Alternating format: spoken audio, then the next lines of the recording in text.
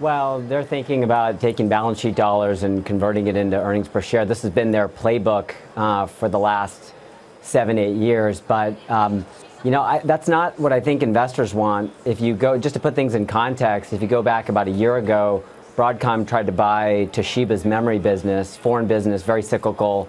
Then they went after Qualcomm very aggressively, so much so they actually re-domiciled to the U.S. to make that deal happen. That didn't go through. And now they're buying a software company, and I just think it's what you're seeing today is that the straw that broke the camel's back. So I went back to the press release, John, when they announced this deal. Always get a quote from the CEOs. Hock Tan, who's getting a lot of heat from the analyst investors today, is quoted as saying this transaction represents an important building block as we create one of the world's leading infrastructure technology companies. That's his phrasing. So what does that mean, and why aren't investors buying it? Well, we don't know what that means because they didn't do a call that explains it, something that they've done when they've done smaller acquisitions. But let me give the other side, the argument on the other side of this.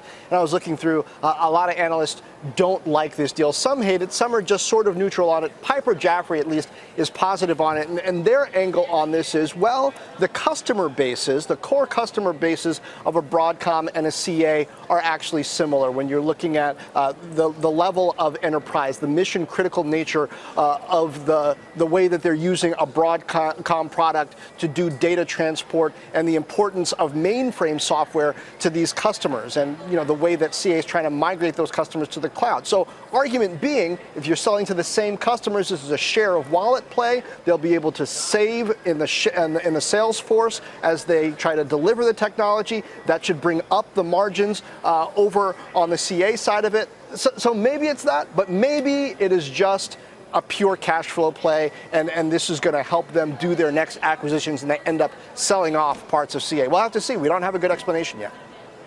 Romit, is there any way to extrapolate from this deal, from the valuation that's now been bestowed on CA, any implications for the other big software companies, mature businesses? I know BMC Software, direct competitor to CA, has been in the hands of private equity for a long time. It recently changed hands. But is there any way you can sort of say, okay, here's what it means for valuations of other software businesses?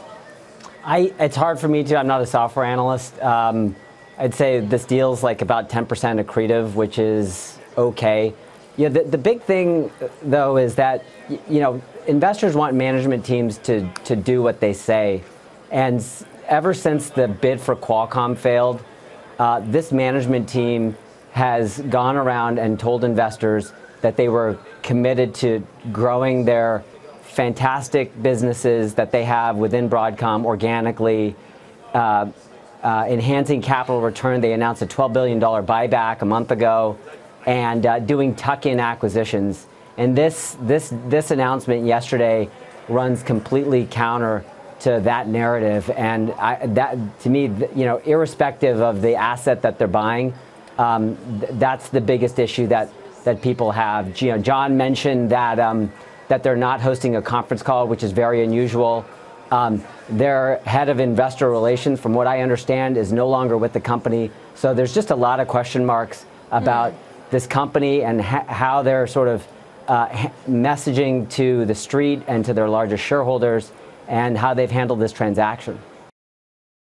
Hey there, thanks for checking out CNBC on YouTube. Be sure to subscribe to stay up to date on all of the day's biggest stories. You can also click on any of the videos around me to watch the latest from CNBC. Thanks for watching.